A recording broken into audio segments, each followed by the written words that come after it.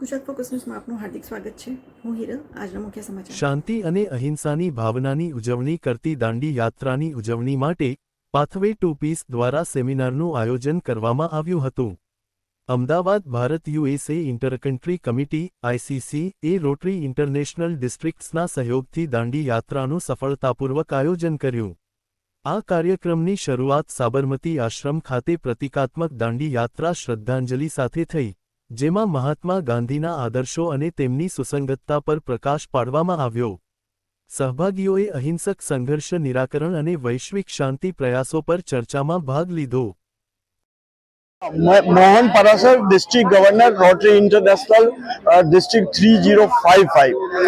आज हमारा ये जो आयोजन है वो inter country committee ICC Indo America, ये सब मिलके हम लोग यहाँ पे इकट्ठे हुए हैं.